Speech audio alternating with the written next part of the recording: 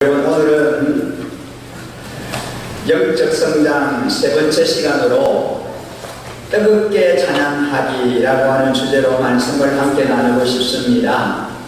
여러분, 오늘 제목이 무엇이라고요? 다 함께 같이 큰 소리로 외쳐볼까요? 뜨겁게 찬양하기, 뜨겁게 찬양하기. 오늘 우리가 함께 읽은 이 본문의 말씀을 보면 할렐루야로 시작해서 할렐루야로 이 본문이 마쳐집니다. 할렐루야라고 하는 이 말은요, 하나님을 찬양하라 그런 뜻입니다. 하나님을 찬양하라. 할렐루야 이 말이 하나님을 찬양하라 그런 뜻이에요. 시편 기자는 1절에 할렐루야 내 영혼아 여호와를 찬양하라 그렇게 말씀합니다. 하나님을 찬양하는 삶이 일평생 이어지기를 바라는 마음으로 시편 기자는 다음과 같이 말씀하고 있습니다. 우리 본문 1절에 보면은 나의 생전에 여호와를 찬양하며 나의 평생에 내 하나님을 찬송하리로다. 일평생 하나님을 찬송하겠다라고 하니 얼마나 아름답고 귀한 일입니까? 하지만 일평생 언제나 찬양하며 살아가기란 쉽지 않습니다. 행복할 때는 누가 찬양하지 않겠습니까? 기쁠 때는, 즐거울 때는, 감사할 때는 누구든지 찬양할 수 있습니다. 하지만 괴로울 때는 찬양하기가 어렵습니다. 더욱이 혼자서 찬양하는 것은 더욱 어렵습니다. 그러므로 우리가 예배하는 일을 그치지만 않는다면 일평생 찬양할 수 있는 줄 믿습니다. 찬양하는 삶을 계속해서 하나님 앞에 살아갈 수 있게 됩니다. 예배 중에 우리는 구원의 기쁨으로 힘차게 하나님을 찬양해야 합니다. 우리가 예배를 빼먹지만 않는다면 숨을 그을 때까지 하나님을 찬양할 수 있습니다. 아니, 숨을 그르는 동안도 우리는 성도의 찬양을 들으며 영으로 하나님을 찬양할 수 있습니다. 성경에 보면 찬양하라고 하는 단어가 250번 이상 기록되어 있습니다. 이처럼 찬양은 성도의 중요한 본분 중에 하나입니다. 그러면 우리 성도가 일평생 찬양해야 할 이유가 무엇일까요? 왜 우리가 찬양해야 할까요? 첫째는 하나님께서 우리를 창조하시고 우리를 돌보시기 때문입니다. 하나님께서 여러분을 창조하시고 여러분을 돌보시기 때문입니다. 그래서 우리는 늘 하나님을 찬양해야 합니다. 하나님은 우리의 찬양을 받으시기에 합당한 분이신 줄 믿습니다. 여러분, 하나님은 여러분의 찬양을 받으시기에 합당한 분이신 줄 믿으십니까? 그렇습니다. 하나님은 저와 여러분의 찬양을 받으시기에 합당한 분이십니다. 여러분, 우리 시편 147편 1절의 말씀을 함께 같이 읽어볼까요? 같이 읽습니다. 할렐루야, 우리 하나님을 찬양하는 일이 선함이여 찬송하는 일이 아름답고 마땅하도다. 아멘. 찬송하는 일이 마땅하고 아름다운 일이다라고 말씀합니다. 하나님을 찬양하는 것은 우리 성도의 마땅한 의무입니다. 히브리 사람들은 생명을 주신 창조주께 찬양과 경배와 감사를 드리지 않는 것은 하나님의 것을 약탈하는 것이다 라고 말했습니다. 피조물이 조물주 하나님을 찬양하는 것은 당연한 일입니다. 시편 148편 1절에서 4절 말씀을 우리가 함께 같이 읽고 싶습니다. 같이 읽어볼까요? 할렐루야, 하늘에서 여호와를 찬양하며 높은 데서 그를 찬양할지어다. 그의 모든 천사여 찬양하며 모든 군대여 그를 찬양할지어다. 해와 달아 그를 찬양하며 밝은 별들아 다 그를 찬양할지어다. 하늘의 하늘도 그를 찬양하며 하늘 위에 있는 물들도 그를 찬양할지어다. 아멘. 이 시편 기자는 이렇게 노래하고 있습니다. 여러분, 우리는 당연히 하나님을 찬양하며 살아야 할 자들입니다. 그렇습니다. 당연히 하나님은 우리의 찬양을 받으셔야 할 분이 주님이시기 때문입니다.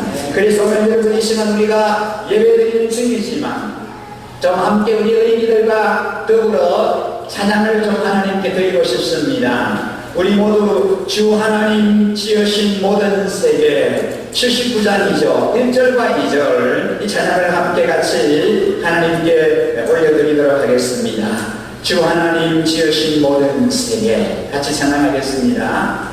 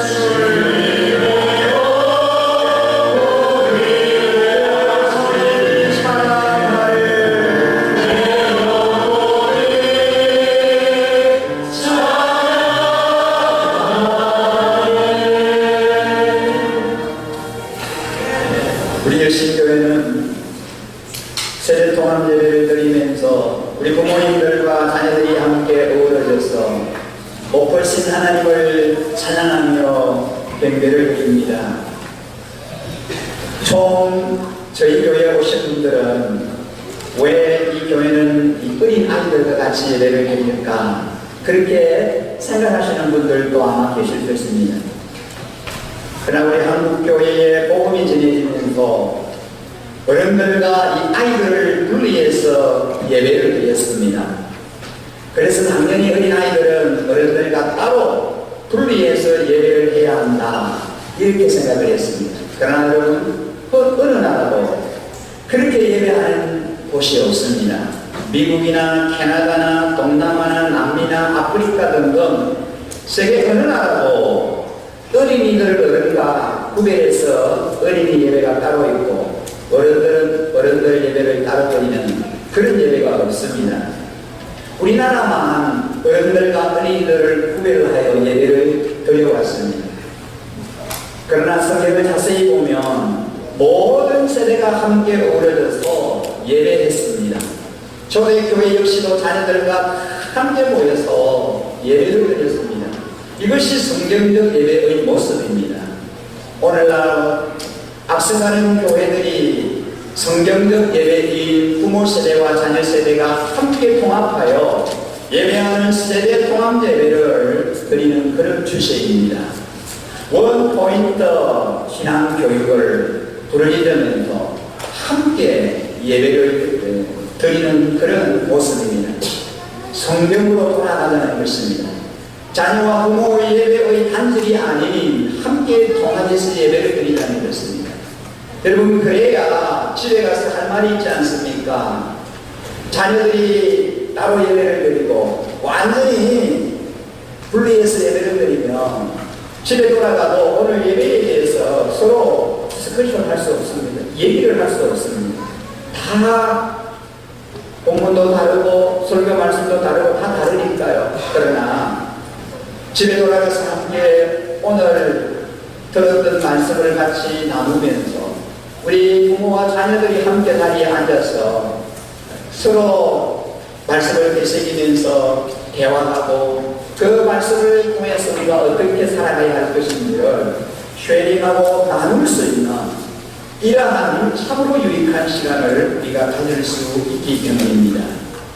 우리의 다음 세대 자녀들을 참된 예배자로 성장시켜가야 하기 때문입니다. 요즘 우리의 자녀 세대들은 찬송가를 잘 모릅니다. 우리 청소년들 그렇습니다. 어린이들 찬송가를 잘 모릅니다. 왜 그렇습니까? 자주 부르지 않기 때문입니다. 하지만 우리 부모님들과 함께 전심으로 예배 찬송을 힘차게 부르는 그런 훈련을 시켜야 합니다. 우리가 예배하며 찬양할 때 의지적으로 크게 찬송을 부르면서 전심으로 지성소에서 우리를 만나주시라고 하신 그 주님 앞으로 달려나가는 우리 모든 어린이들, 우리 모든 송도님들이 다 되시기를 주님의 이름으로 간절히 축복합니다. 저희 교회 찬양단에서 찬양할 때 꼭 한 곡씩 찬송가를 선택해서 부르게 합니다. 왜 그렇습니까? 이것은 어른들을 위한 것도 있지만 우리 어린 자녀들에게 찬송을 가르치기 위해서입니다. 익숙하지 않지만 함께 찬양합니다. 이것이 통합교육입니다. 신앙훈련입니다. 어른 세대와 아울러 자녀 세대가 함께 가는 것입니다. 지난 금요일에는 저희 교회를 등록하신 우리 성도님 가정을 방문해서 등록 예배를 드렸습니다. 그런데 참으로 놀라운 말씀을 하시는 것을 들었습니다. 90이 넘으신 장로님, 권사님이 평생을 섬겨왔던 교회가 너무 멀어서 더 이상 출석할 수 없어 이제 전라에 있는 교회를 출석해야 되겠는데 출석할 교회를 찾기 위해서 이 교회, 저 교회를 다녀보시면서 우리 일신교회에도 한 달 이상 출석을 하고 그러다가 등록을 하셨습니다. 전당지역에 있는 많은 교회들을 다녀보시고 우리 일신교회에 등록하신 그 이유를 제가 여쭤봤습니다. 왜 많은 교회들이 있는데 하필 우리 일신교회에 등록을 하셨습니까? 하고 물어봤더니 참으로 놀라운 말씀을 하셨습니다. 다음 세대에 대한 비전과 그들을 하나님의 사람으로 키우려고 하는 열정을 보시고 이 교회가 희망이 있고 소망이 있다 싶어 등록을 결심했다라고 말씀하셨습니다. 여러분 깜짝 놀랄 수밖에 없는 그런 말씀이잖아요. 이 장로님 부부가 자녀들이 우리 교회 출석하는 것도 아닙니다. 손자 손녀가 우리 교회에 있는 것도 아닙니다. 여러분 나이가 연세가 90이 넘으신 분이세요. 이 장로님이 하나님의 교회는 다음 세대를 살리는 교회여야 한다는 겁니다. 그래야 이 교회가 교회답다라는 거죠. 그래야 대한민국 교회가 산다는 것입니다. 그런 교회가 내일이 있고 미래가 있고 그 소망이 있다 이렇게 말씀하시는 거예요. 앞을 내다보는 것입니다. 미래를 내다보는 것입니다. 비전을 본 것입니다. 다음 세대 다 교회의 비전 꿈을 보신 것입니다. 이제 장로님과는 뭐 크게 상관이 없는 그런 세대 통합 예배이지만 오히려 어떤 면에서 보면 불편할 수도 있지만 이 교회가 다음 세대를 위해서 이렇게 참 그 어린이 세대, 청소년 세대를 위해서 이렇게 비전을 가지고 열정을 가지고 예배를 하며 거기에 많은 제 관심을 가지고 교육하며 투자하고 있다라고 하는 이것이 보여서 그것이 좋아서 우리 일신교회를 등록했다라고 하는 말씀입니다. 여러분 그렇습니다. 우리 일신교회는 다음 세대에 대한 비전과 꿈을 가지신 분들이 많이 모이는 교회입니다. 그런 비전이 없으신 분은 우리 교회에 사실은 등록하기 쉽지 않으실 거예요. 우리 교회가 꿈꾸는 비전과 동일한 비전과 꿈을 품은 성도님들입니다. 모든 세대가 함께 어우러져 주님을 찬양하며 예배할 때 그 현장이 바로 계시록에 나오는 천상 예배의 모습입니다. 바로 천국의 모습입니다. 우리 신교회는 우리 교회만이 가지고 있는 매주 돌아가면서 찬양대가 하나님께 찬양을 올려드리고 있습니다. 한 주는 유치부, 초등부 어린이들로 구성된 호산나 어린이 찬양대에서 찬양을 합니다. 한 주는 청소년들이 중심이 되어서 교사들과 함께 에베네셀 청소년 찬양대로 찬양을 올려드립니다. 여러분, 오늘날 이 청소년들은요, 어디로 튈지 예측을 할 수 없습니다. 청소년들이 그래요. 이런 청소년들이 이 앞에 나와서 찬양하며 하나님을 예배한다는 것은 결코 쉬운 일이 아닙니다. 그런데 최선을 다해서 하나님을 찬양하는 우리 자녀들 참으로 대단합니다. 정말 사랑스럽기만 합니다. 한 주는 3대가 함께 찬양을 합니다. 할아버지 할머니 세대, 아버지 어머니 세대, 그리고 자녀 세대, 이렇게 3대로 구성된 쇠마 찬양교에서 찬양을 합니다. 한 주는 장년으로 구성된 할렐루야 찬양대에서 찬양으로 섬깁니다. 매일 돌아가면서 너무나 귀한 예배의 찬양 사역으로 섬깁니다. 특히 사랑스러운 우리 어린이들, 유치부, 초등부 어린이들이 찬양대 가운을 입고 찬양하는 이 아이들이 정말 예쁘고 얼마나 사랑스러운지요. 찬양하는 이 아이들이 정말 기특합니다. 하나님께서 이 어린이들이 드리는 이 찬양을 얼마나 기뻐 받으시겠습니까? 생각만 해도 감격스럽습니다. 여러분, 그뿐입니까? 이제는 나이가 지긋하신, 머리가 이끈이끈하신 어르신들도 쉐마 찬양대에서 또 찬양하는 그런 모습을 보게 됩니다.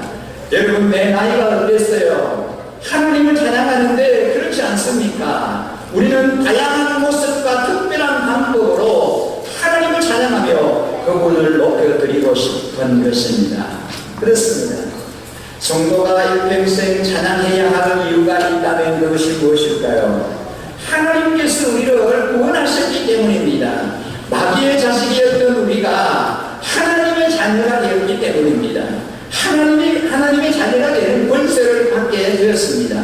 우리는 하나님의 부르심을 받아 하나님의 백성이 되었고 주님의 제자가 되었으며 주님의 특별한 소유가 되었습니다. 그러므로 사나 죽으나 주님을 영화롭게 하는 것은 마땅한 우리 성도의 도리인 줄 믿습니다. 우리는 살아도 주님을 위하여, 죽어도 주님을 위하여, 사나 죽으나 주님을 존귀케 해드리는 그런 자로 살아가야 할 것입니다. 우리는 하나님께 찬양을 올려드릴 수밖에 없습니다. 그래서 하나님을 찬양해야 하는 것입니다. 우리 성도가 찬양을 통해 누릴 수 있는 은혜가 있다면 그것이 무엇일까요?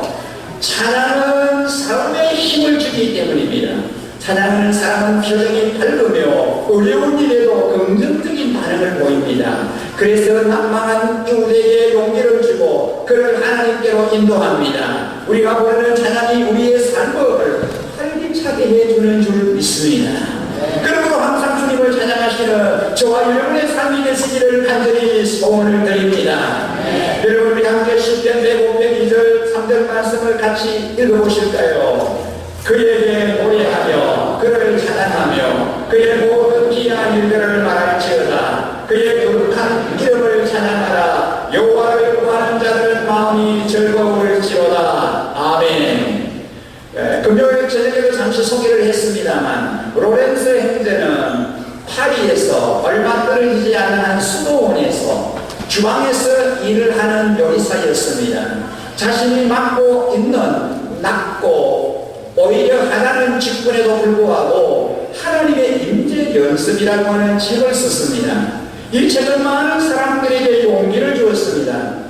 그가 수도원 주방에서 감당해야 하는 산더미 같은 일을 하면서도 도리어 그는 모든 혼란의 와중에서 하나님을 끊임없이 찬양하는 법을 터득했습니다. 그는 정신적으로 일시중지 시간을 갖고 그 시간에 잠시나마 하나님께 주목한 후에 찬양과 감사 기도를 몇 마디 올려드리고 나서 다시 계속해서 자신의 직무를 돌봤습니다. 그의 삶이 그처럼 하나님을 향한 찬양의 통로가 되었습니다. 이로 인하여 그의 인격이 크게 천국의 변화되었습니다. 유럽 전역에서 많은 사람들이 그에게 가르침을 들으려고 몰려들었습니다. 우리도 역시 어디 있든지 어떤 형편에 처하든지 하나님을 찬양하는 삶을 영위하시기를 주님의 이름으로 간절히 축원합니다. 부엌에서, 학교에서, 가게에서, 사무실에서 혹은 시장에서 하나님을 찬양할 수 있습니다. 찬양을 통해 여러분의 놀라운 용기를 얻을 것입니다. 제가 여름에 서울에 있는 그 앞서가는 교회들을 순방하면서 그 교회의 3대 예배를 드렸습니다. 여러분, 그러면서 제가 깨달은 바가 있습니다. 부흥하는 교회의 특징이 무엇인가를 발견했습니다. 그 교회들이 하나같이 하나님 앞에 예배를 드리면서 온 성도들이 자리에 들어서서 뜨겁게 20여 분 동안 하나님을 열정적으로 찬양하는 것입니다. 남녀노소를 물어나고 하나같이 목청을 돋구어 열정적으로 찬양하였습니다. 찬양의 열기가 참 대단했습니다. 처음 예배에 참여했지만 그 교회의 예배의 열정이 온몸으로 느껴질 정도였습니다. 정말 감동적인 예배였고 은혜가 충만한 예배였습니다. 우리가 예배할 때마다 은혜에 충만하고 감격이 넘치는 역동적인 예배를 드릴 수 있기를, 그런 예배를 드리는 주인공이 오늘 이 자리에 함께한 여러분, 우리 어린 자녀들이 되시기를 주님의 이름으로 간절히 축복합니다. 우리가 찬양을 통하여 누릴 수 있는 은혜가 무엇입니까? 찬양은 환난 중에도 주를 의식하게 합니다. 독일의 아우슈비츠 수용소는 수많은 유대인들이 학살당했던 곳입니다. 그 참혹한 수용소에서 유대인들은 눈물을 뿌리면서 하나님을 향하여 이렇게 외쳤습니다. 하나님 지금 어디 계십니까? 왜 이런 일을 허용하고 계십니까? 그들의 피 맺힌 절규는 연합군이 독일을 물리쳐 수용소를 탈환할 때까지 계속 반복되었습니다. 하나님 왜 우리를 여기에 이렇게 있게 하십니까? 왜 이런 일을 우리에게 하나님 허용하시는 것입니까? 왜 우리에게 이런 일이 일어나야 하는 것입니까? 이런 절규였습니다. 그때 전쟁이 끝나 연합군이 탈환한 수용소 안으로 들어갔습니다. 안을 살피던 한 연합군 병사가 한쪽 벽 꾸미진 곳에 글씨가 쓰여져 있는 것을 발견하게 되었습니다. 어느 성도의 신앙 고백이 새겨져 있었습니다. 그 크신 하나님의 사랑 말보다 형용 못하네. 하늘을 두루마리 삼고 바다를 눈물 삼아도 한없는 하나님의 사랑 다 기억할 수 없겠네. 이 지옥 같은 수용소에서 죽음을 기다리고 있던 한 유대인이 하나님의 사랑을 찬양하고 있다니, 그 연합군 병사는 놀라지 않을 수 없었습니다. 그런데 그 밑에 또 하나의 문장이 눈에 띄었습니다. 하나님은 여기에도 계십니다. 사망의 음침한 골짜기에도, 메마른 광야에서도, 넘실거리는 파도 속에도 두려워하지 않을 수 있는 이유는 하나님께서 우리와 함께 하시기 때문인 줄 믿습니다. 하나님이 여러분과 함께 하시는 한 결코 두려워하지 않습니다. 두려워할 필요가 없습니다. 임마누엘 되신 하나님께서 우리와 동행하시기 때문입니다. 하나님께서 우리의 위로자가 되어 주시기 때문입니다. 새 노래 오두에 하나님께 올릴 찬송을 내리게 주셨으니 많은 사람이 보고 두려워하여 여호와를 의지하리로다라고 10편 40편 3절에 고백합니다. 그렇습니다. 성도가 찬양을 통하여 누릴 수 있는 은혜는 무엇입니까? 찬양은 환난 중에 위로를 줄 뿐만 아니라 환난을 이길 능력을 주기 때문입니다. 바울과 실라가 빌립보 감옥에서 한밤중에 찬송을 부를 때 어떤 일이 일어났습니까? 지진이 나고 옥문이 열리고 모든 메인 것들이 다 풀려졌습니다. 사무엘상 16장 23절에 보면 하나님께서 부리시는 악령이 사울에게 이럴 때에 다윗이 수금을 들고 와서 서두로 탄적 사울이 상쾌하여 맞고 악령이 그에게서 떠났더라 되었습니다. 이처럼 찬양은 환난에서 벗어나게 하는 놀라운 능력을 발휘합니다. 그러므로 피곤하고 고달프다라고 잡고자기 하지 마시고 찬양을 통하여 새 힘을 얻고 일어서 전진하는 저와 우리 모든 성도님들 되시기를 간절히 축복합니다.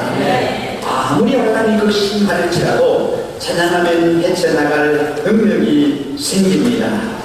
영국의 여객선 스텔라호가 암초에 부딪혀 난파되었습니다. 거친 파도는 성격들이 탄 구명보도를 삼켜버렸습니다. 그런데 12명의 여인이 탄 구명보도는 뭐가 없어도 계속 균형을 유지했습니다.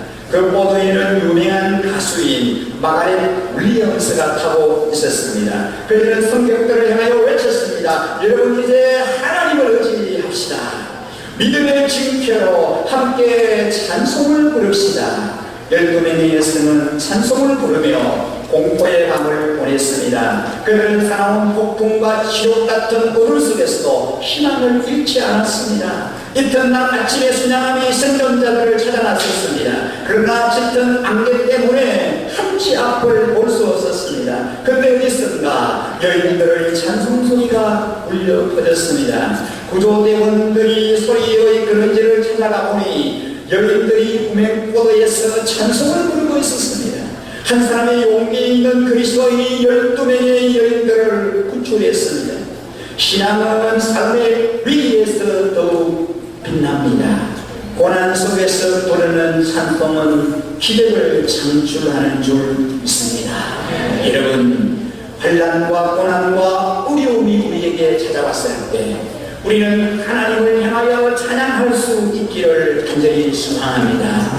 우리 사랑하는 자녀들과 더불어 새해 통합 예배를 드리면서 전심으로 여호와 하나님을 송축하며 경배함으로 뜨겁게 찬양할 때에 찬양 중에 임하시는 주님을 경험하게 될 줄 믿습니다. 여러분 이 시간 함께 자리에 일어나셔서 내 평생 사는 동안 주 찬양하리. 예 주님 내 평생 사는 동안 주님만 찬양하고 싶습니다.